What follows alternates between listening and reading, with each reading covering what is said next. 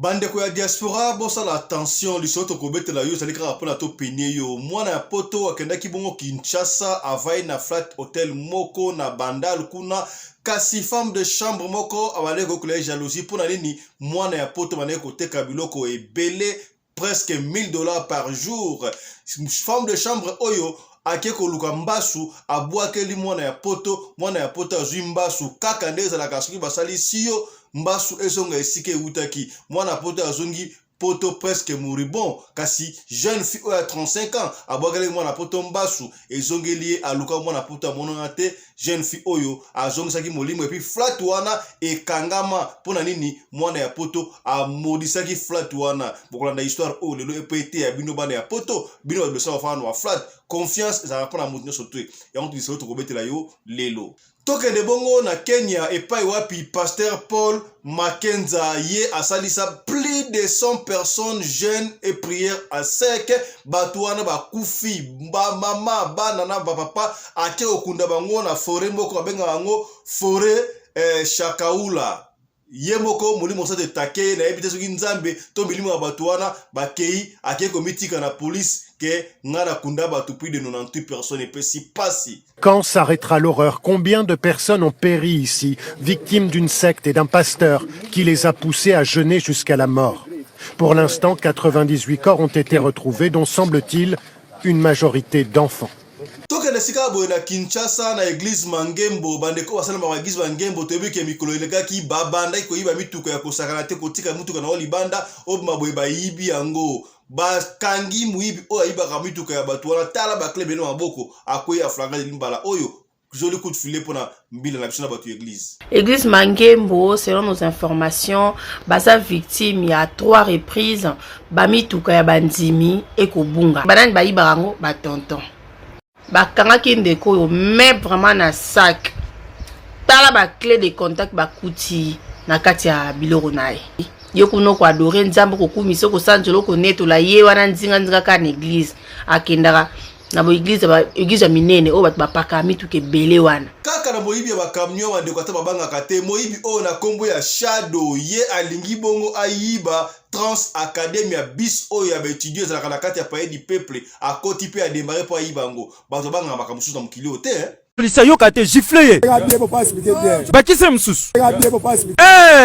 jeune bozali komona yake na sango na kombo ya Shadow botu na ngani ni Shadow sali miracle awa na palais du peuple fanda bula ba bis Trans Academia o mokonza mboka pesa ki ba étudiant depuis fanda wa Shadow habitante ezala kabweta moloko zo lexa air yalinga sale la bangwango nanza na kishasa lobina kote la mondo sota pena ba biro ya pena malemba fongoli mutuka nanenga fongola ki bango batamola mingi na système ba club benga ka passe partout a fongoli pena partir malemba koti na kadi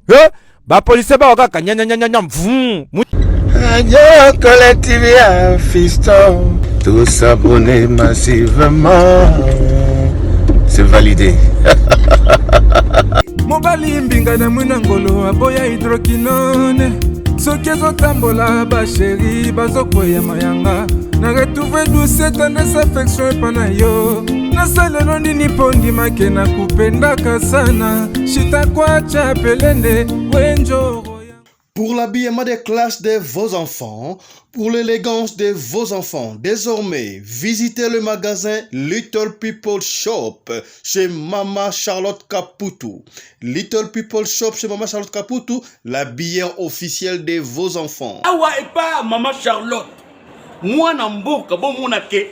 ba na mboka, congolaise, tala biloko ya kosala, epa bapaya, acheli biso bilamba, banda de 0 à 3 mois yango yo soto yawa de 6 à 9 mois toke wana de 9 à 12 ans tozana nyonso bana mibali na bana basi soto yawa omoni oya bana basi ndenge mwana zo putsana toza lokola wato yene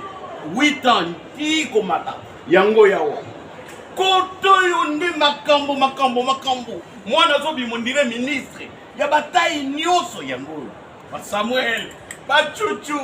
yango yo andika la sabana oyine to mutaka elengi tala ba fest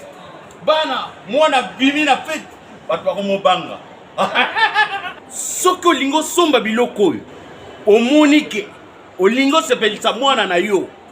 kodeplace na yo te okotika na internet okomona adresse na biso yango wana. Little People Shop chez Maman Charlotte Caputo. Adresse Edenval, Greenstone Shopping Center, shop numéro L119. Téléphone 011 52 46 366. À Jamestown, nous sommes sur Meyer Street 183. Jamestown Town, Johannesburg, shop numéro 5. Téléphone 082 324 85 22. Place nyonso zali benga biso kotaka ligne benga biso teotikobila batine na ndako. Little People Shop tozana bilamba ya bana ya qualité olingi osomba kota na website na biso retrouver biso na Facebook toza online pe soko osoma partout na Afrique to délivrer bino na ba Korea na biso préférence ya malamu ya original. Donc, c'est la livraison à domicile. Little People Shop met à votre disposition l'achat en ligne. Allez sur Tekelote, tapez Little People Shop. Choisissez l'article de votre choix. Il vous sera délivré jusque chez vous à la maison. Mais aussi, allez sur Zando, tapez Little People Shop. Choisissez l'article de votre choix. On va vous le délivrer jusque chez vous à la maison. Visitez notre Facebook page, Little People Shop. Little People Shop, ya biso moko. Little People Shop, ya bana mboka. Bote na bino bande ko balandi ya radio lokolo télévision bisika nyos tu bozwami. Merci na confiance pe fidélité bo pesaka na programme oyo radio lokole masolo et pa ya pito kuta na kapo na ko beta masolo ya makambo zali koleka bongo na communauté na biso africaine en général, particulièrement ya biso batu ya mangala. Comme on ngai Fiston Pelende tata ya Sedek tika to pesa longoni ya Pekembo na Mama Charlotte Pigeon à Londres, il y a papa Ibrahim Yannick. Bokomi, hein? C'est que bien. Mbote Nabino. Bande Goto Banda émission Oyo na communiqué nécrologique. La communauté congolaise d'Afrique du Sud a annoncé déjà na nzela ya mon ami personnel, commandant Congolais Anderson de Djobour, que nous avons perdu notre chère petite sœur amie. Lydia Kasongo Ozaki Bongo Mwana Malamu, Lydia Kasongo Stone et Bembe Ekobimalelo Korne Ekobimalelo et Bakoleleango. Et puis on va revenir dans Nzela, il y a mon ami personnel commandant à Congolo Anderson de Djobour pour na couper Sabino programme. Donc Lydia Kasongo Stone Moli Monaye Epema na Kimia. Au nom de toute l'équipe de la radio Lokolé et Masolo, nous présentons nos très sincères condoléances à la famille de l'illustre disparu, mais aussi à toute la communauté congolaise d'Afrique du Sud. Toke de bongo na Kenya ndenge tolobi pa makambi ba pasteur oyo ko pesa ngai mutu ko soit to yebi ki église ebele pe na Congo bango soki ba bandi ko salisa batu ba jeune awa na ebite batu ebele ba kufa na ba jeune de prière na Congo, mais to kota ba Congo toke de bongo na Kenya et pa pi pasteur Paul Mankenza, yé atali bongo pasteur et église internationale de la bonne nouvelle. Pasteur, donc comme église naï. Église internationale de la bonne nouvelle. Bonne nouvelle, y'a bomaka batu. Pasteur oyo asalisi batu ba jeûne et prière à sec. Équipé mwana, mama, papa, et bongo batu ndenge ba kufi en cascade et pesi pasi. Baloyi batu ba kufa na moko te ba asala ba jeûne ndenge wana. Soki batu ba kufi, qu'est-ce qu'il fait? Na ebite sa ran complicité na nani pasteur oyo Paul Mankenza na Kenya. Bazwaka batu wana ba ke ko kunda bango na forêt Shakaola. Bato oyo bazalaka na Kenya bayebi forêt wana Shakaola. Do ba ke ko kuta fausse commune. Ba découvrir yango ndenge ni bandeko. Bala batala. Bato mususu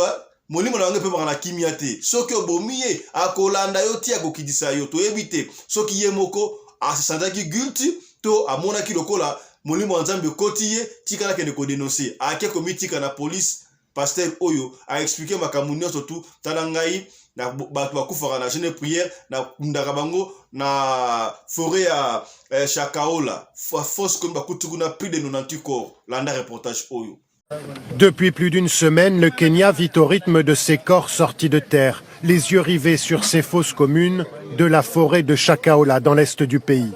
Quand s'arrêtera l'horreur? Combien de personnes ont péri ici, victimes d'une secte et d'un pasteur qui les a poussés à jeûner jusqu'à la mort? Pour l'instant, 98 corps ont été retrouvés, dont semble-t-il une majorité d'enfants.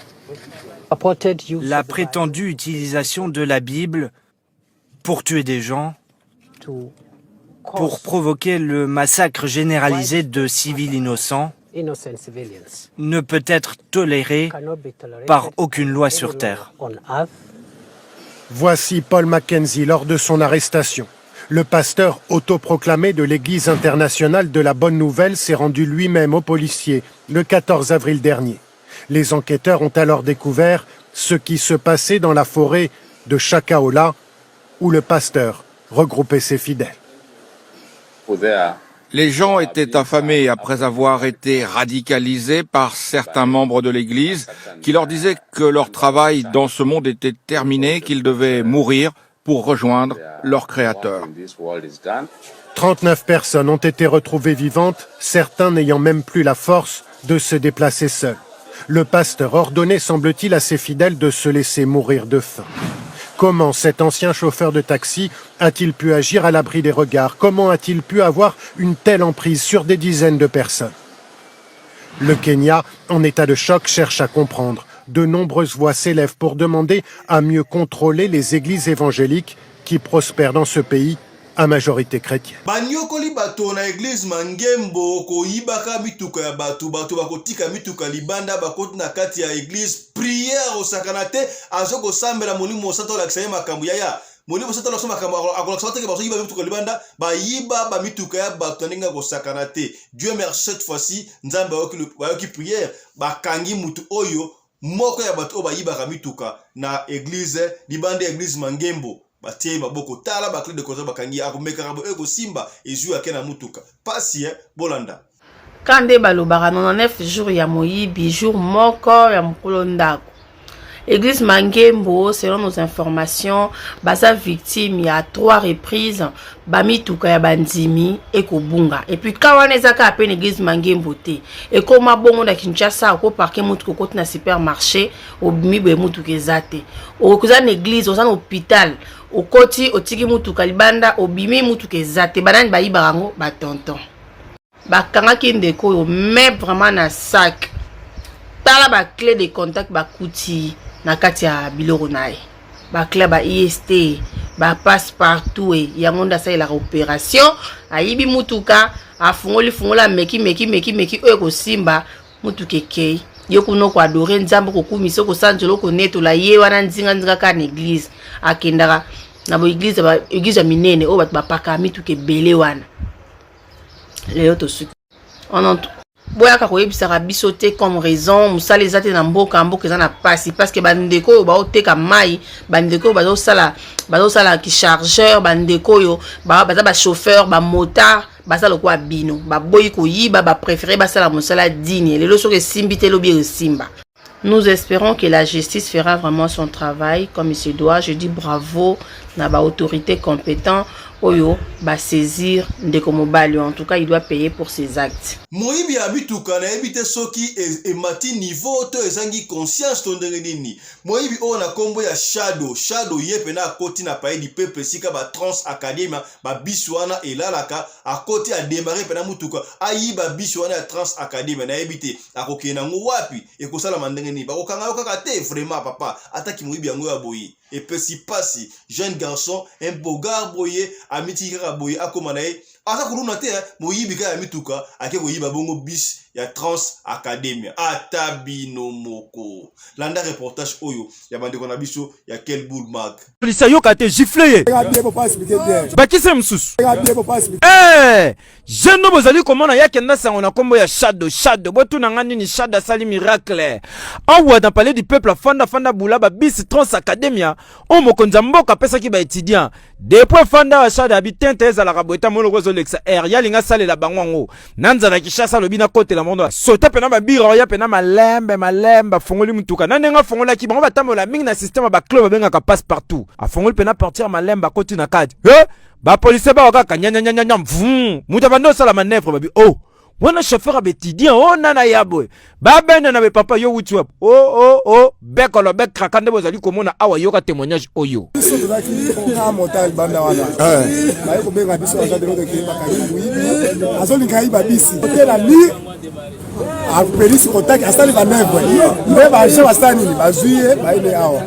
Shadow okipa place oyiba te oye pena koyiba ti yawa liboso place basala ya mibe kwa mboka heureusement la police ezalaki wana policier bete mbata suka bakse msusu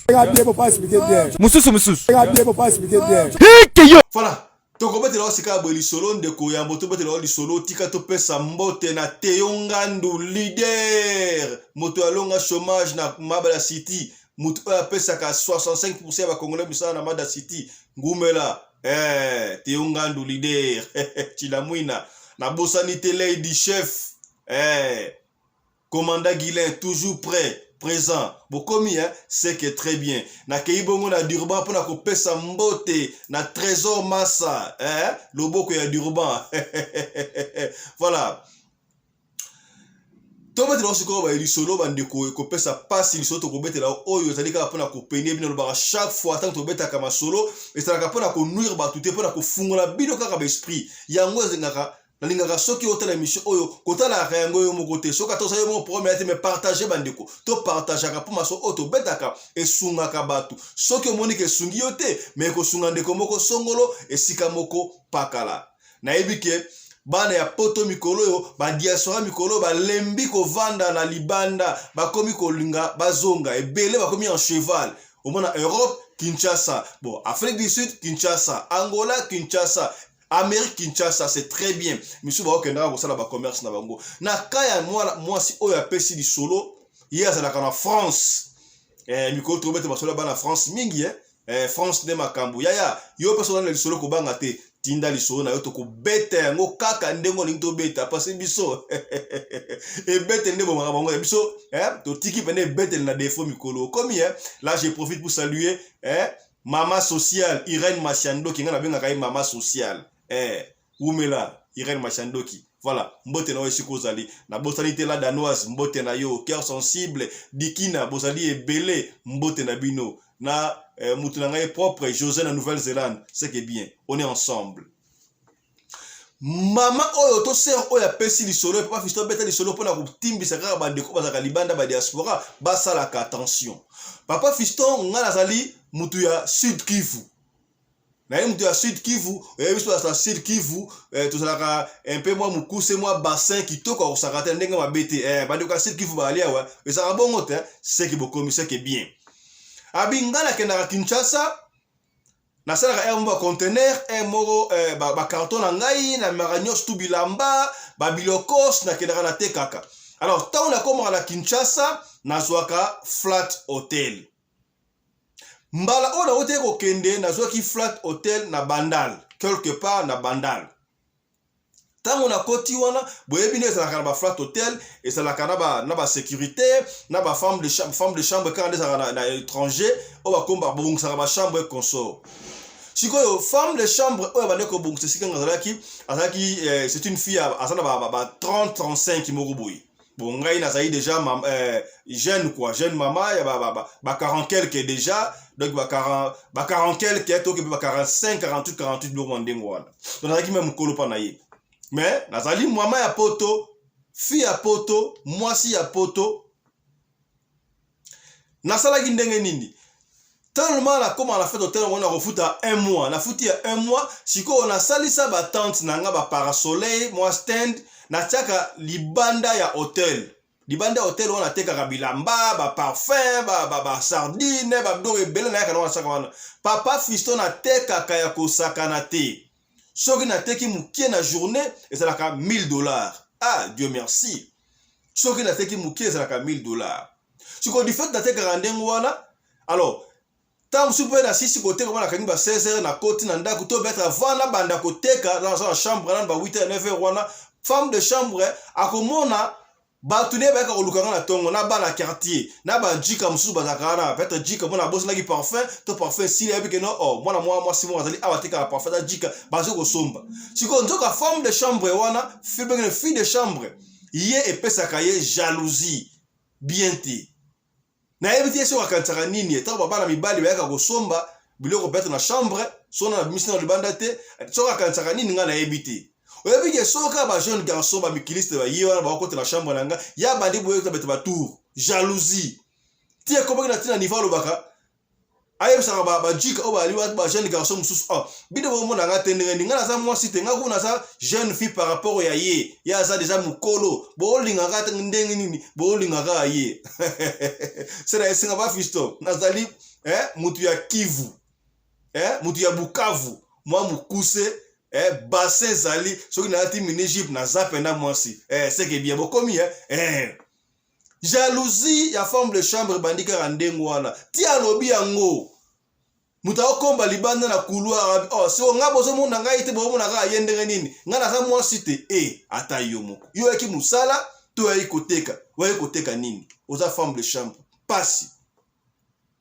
Papa fiston jeune fille wana femme de chambre atie ki songi epai ya patron kolo building wana kolo flat hotel ba benga na ngai na saki déjà 2 semaines na okende 3e semaine oyebi ye kolo immeuble wana ye ayesinga mama te na lingi su oteka awa te tika oteka awa bi ota désordre na kati ya flat hotel o doki batu va et vient ota désordre ba papa na sale loko moko te na fita kibino mbongo na ofana un mois et puis libanda ya hotel na tia moi stand na nga wana na taba parasol na teka biloko na nga soko sili na bandaka na nga 9h 16h na kangi na sali na nga makamsusu ote mama 2 semaines de mosali oyo ça va otika na 2 semaines et demi ba azo mtsala mbongo na yo bima na hotel na ngai songi lokola maseki papa fisto bazo mtsala ngai penda mbongo na ngai na bima kasi pesa ki ngai passe sika wana bana koteka ba client basi bayeba ki ngai na yape mbalebelo bayeba ki ngai déjà soki ba ye na bana koteka makasi na yebisa kolo hotel wana hotel wana papa ngai na sambela kanzambe bo bengani ngaka inutilement ka boye na place oyo nga nazoya na osala business na ngai afita kabino mbongo flat oyo kokangama nga tani mwana nzali flat oyo ba kokanganga bo koya soka ka boye flat oyo koya na lobi na ngaka ndengo na papa fiston na bimi pe na ke kozwa hotel esika msusu esika na kana ko kota wana na kokosa te papa fiston na bana koteka susu vraiment tendenge na bana koteka kuna kote na kana kota na ko teka ba 400 ba 500 mais par rapport à ce que la fanda ki wana et ça qui prend en tout cas très bien na teki pe bloco na ngai siko jour moko papa fiston to bima kade sa nga za jikat na wa moi ba service na mangwana to bimi na zo zonga boye na kota na hotel sikala sala ki wana pa fiso na okilo kwa na nati sende na nati sende boye nini to koti na chambre d'hôtel wana hotel wate mususu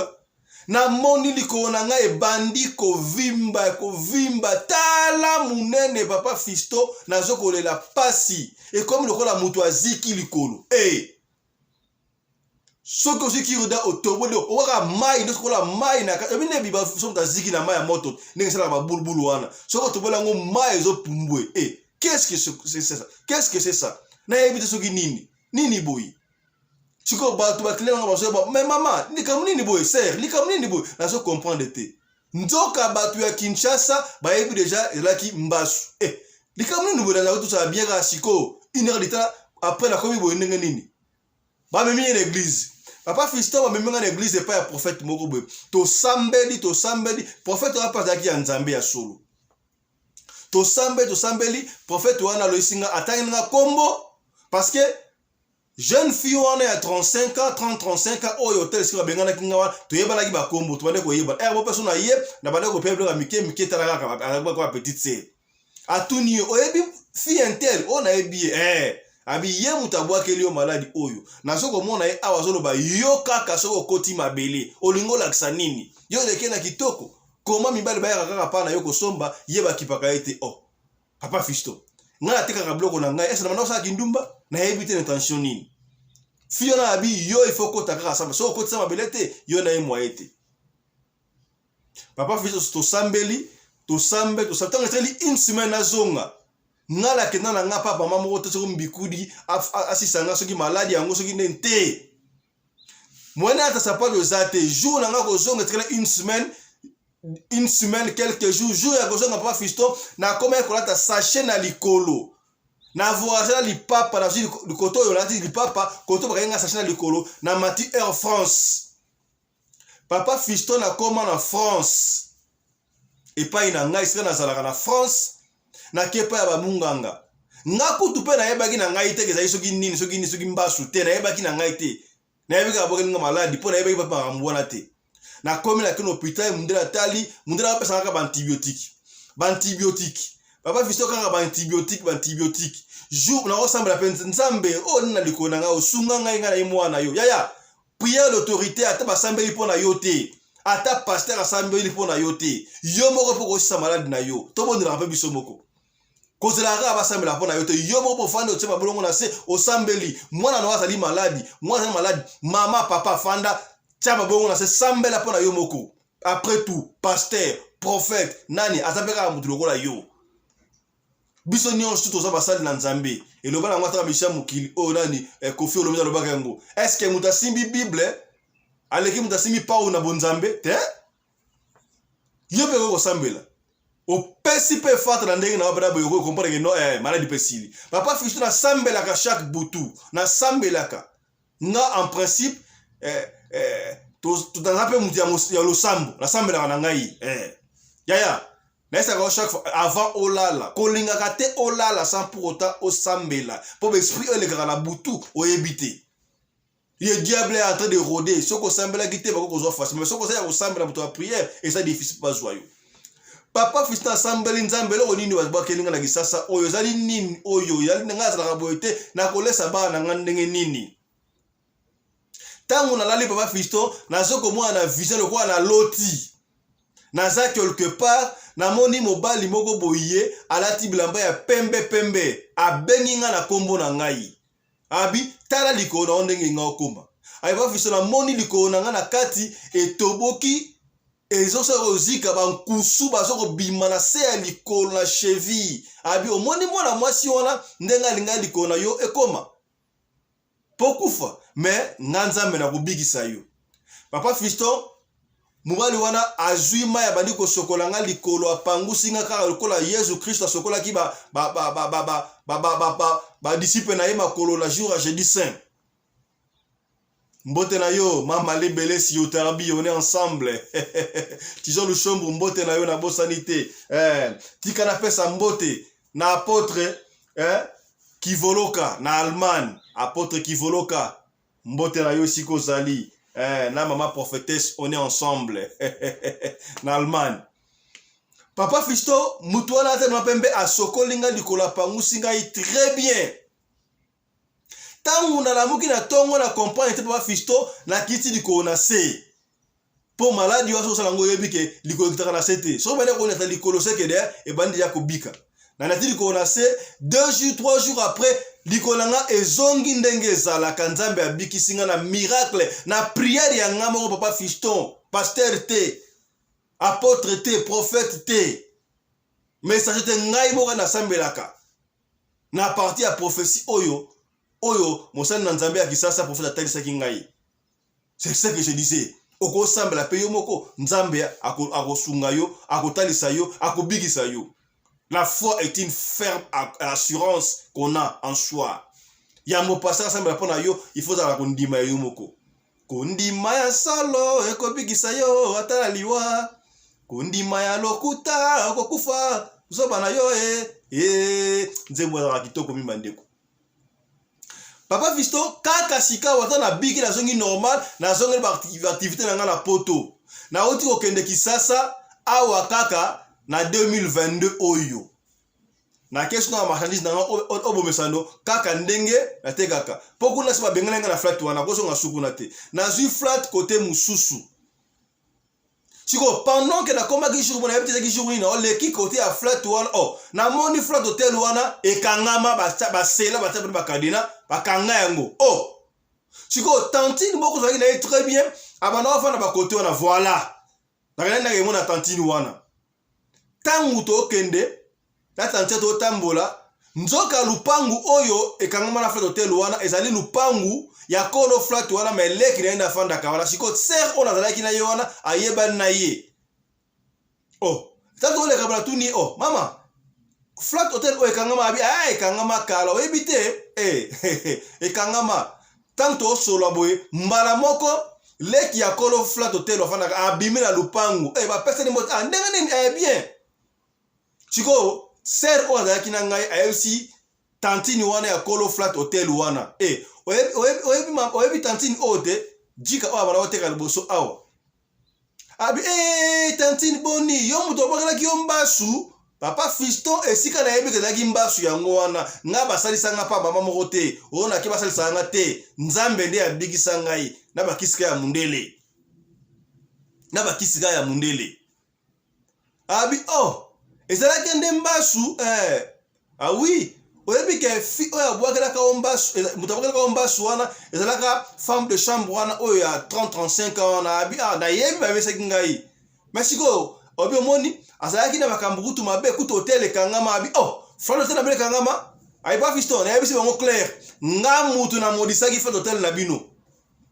nalabaki yango nasali mwana nzambe yaya ezala msusu baza bana bilaka bana ya nzambe soki balobi nzambe tata akokisaka maloba na bango yango moni papa contrôlaka maloba na yo pouvoir peut-être ozala mwana bilaka ozali mutu ozala pouvoir ya maloba koloba baninga mabe mingi te ezala made kosuba za soka lobi likambuka boy il faut salama ezala made kosuba za soka yo aloti ndoto keloko be salami il faut salama to ba ko se contrôler okolo baka pensa yo kene ko kufa to sala bo salami po sali mona ya bilaka parole na yo eza ne fait du fait que mama alobaka guest house oyo flat hotel oyo okangama ekangama bingamu na bondisa yango po bengana ngai pamba kaka boye na mosa yo kufunga matene ngai aliawa yebisa kolo hotel ya na yo oyo aluka ngai to sambela elongo omona ekofungwama soki boluki ngai te ekofungwama te o jeune fille wana kutu ndenga aliwana mbaso abwakelaka yo wana ezongelaka ye moko tebete na moyen nini ezongelaka ye moko akena pa mutu abwakelaka mbaso wana abino luka jeune fille wana luka jeune sœur wana oyo abwakelaka mbaso bosola osenga ye pardon ko soko lukiete ma trop aluka yo na ba flat hotel nyosu ya bandal awa luka monate oyebi kitoro baboye jeune fille wana ya 35 ans akota babela tika mwana ye moko pasi pona nini jalousie bandeko jalousie ezana bandeko nso za babenga ba loin de Dieu basimbaka bango te yaya Nicolas ki mutema mabe yo muto otala ngai salaka attention ba femme de chambre oza femme de chambre oke ko sala ki ndumba te oke ko teka eloko te jalousie te batu bakuta libanda ba diaspora Afrique du Sud France Belgique Suède Angleterre naebité Nouvelle-Zélande États-Unis Canada partout to salaka angele oke koteka biloko nuna Kinshasa oke kosala commerce oyebi to kokutana nani taka mabolongo na se sambelaka esika se oniati epesa melayo soki mama azaki mdo ya prière te nde azonga kitake bona bana na France tala lisolo ya mukuse mais très important auto bombela kiyo pona ko peine bino ba diaspora na lobaka yango chaque fois awa pira zalaka te pira comme pirate. La confiance n'exclut pas le contrôle. Côté la confiance n'a pas tout est. Tout est rapidement comme moi. En fait, n'a évité. Ok, qui ça. On s'est ramené sac. Oui, sac. On attend rana pile petit nangai, na pile petit serre nanga. Oh, évité na ko triquer yo. Zalaka yo moko. La chambre d'hôtel na yo. Zalaka prudent, kanaka yango po ma be koti na mokili. Oyebite nana kozala jalousie jalouser yo siko na yebite to sala ka ndenge nini soko komi tanga ba komba chambre na yo vanda wana ba komba na misu na yo to ndenge nini vraiment tabino moko ba femme de chambre oyo to yoka masole belé ezala wa so salama na France to Belgique je crois seulement daki femme de chambre ye mutu moko awutaki ataki lokola makwa ndenge kwa congolais mais ba mbinga boy abosana passeport na yena mbongo $5,000 $5 000 na chambre. Femme de chambre tanga côté au komba boye amona passeport wana na $5 000. Et ça là que ndeko wana bana ya jour na ya check out ya kobima. Akenda akoma na aéroport abosa na passeport. Aye kozonga boy. Tangu pendant akitaki ndeko mwasi wana ezalaki na ba dollar na ba euro. Mwasi wana zwaka ka 5 enveloppe pour na 5 000 euros na ba ezalaki na $5 000 na ba euro ya mike na biso combien wana. Abomba $5 000 wana a présenta passeport wana na quelques euros wana na yesu soki ba ko ba 1000 euros na c'est combien. A pesa yango pa ya manager. Que ta on a moyen na chambre ya client. Manager wana pe asimbi yango ye pe la tour na ye soki pe 1000 euros ye soki pe 800 euros wana bombi yango ya ça attention. Tant qu'on passera ye azongi obos na bosa quelque chose na chambre mon monika passeport ya solo et c'est là qu'il a enveloppe bon quelque part wana autre na mon enveloppe te femme de chambre pe singa kaka nini oh babenga femme de chambre wana de l'option congolais batuni est-ce que au mona kaka passeport à pamba ya yesiko tellement mo cause déjà a bien ça passeport à pamba ndimika o déjà passeport à pamba yo ye pasa yiba de $5 000 mobile na épée pardon yena ni manager na épée aso de mbongo na couvrir kaka ça va papa on a zuka passeport na yaki a voyager makambwa mona na sima ser wana ya congolaise na France femme de chambre asalaika aso avai na ndaku na ye aomona mobile moka zoya aosa na rapport sexuel na butu chaque butu donc azo vous savez yo mbongo na ngolia na kubeta makembese ti valeur a mbongo na ngai ekosila ti valeur a mbongo na ngai ekosila abi mo ekomaki même na moi na lunch time break asieste mwana so afali ka mke bomona mbalo na ye makembese akotala ba poli pona nini muiba femme de chambre bazana makambu bandeko otolo bate ba femme de chambre bazana makambu yo ye outi poto outi Afrique du Sud outi Angola ou va na flat hotel o monika mwasa ko luka femme de chambre même ça jeune fille keba otolo bakite bazana milimo na kati to juger mutute ya bien peu bazali on va se respecter bazali ba femme de chambre ba fille de chambre ça la chambre normale mais to ça la kaka angele bandeko otolo bakite to lobi tala moi le solo muketo bomela ki na tongo alelo yangoyo na radio lokole. Merci na Mama Charlotte Kaputu, la dame de fer, la bière officielle ya bana na bino. Soko lingi mwa no atrablamba ya griffe. Yo linga ka mwa atrablamba ya griffe ya bien talo benga Mama Charlotte Kaputu. Soki pose na magasin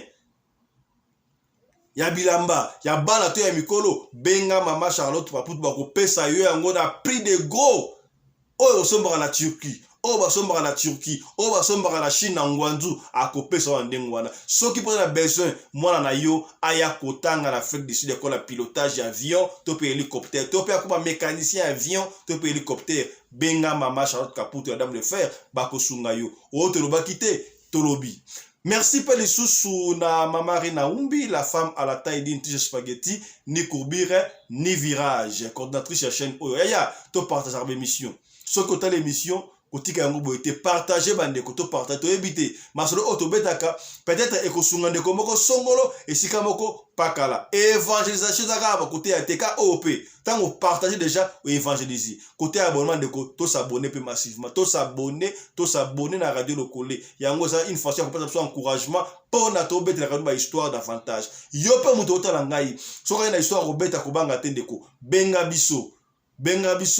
soko so biso te tika so audio to koyoka genre ya histoire oyo beti o zali to ko nettoyer ba neng to ko betela yango kaka ndengo to beta soko boy to nga kombo to tanga kombo ti soki po lingi to tanga kombo to tanga kombo to sala nonka ndengo wana biso ba témoignage ali koya. Merci na ba encouragement na bino, merci na ba suggestion, on est ensemble. Radio Lokole TV ezali télévision na bino ezali radio na bino to partager ka yango bozala ka fier bozana programme oyo papa na maman na bana bako faire ensemble ba otala pour la solution te c'est que bien tokutani l'après-midi pour la numéro sur Radio Lokole masolo. D'ici là portez-vous bien, santé les frères à tous hein. Chap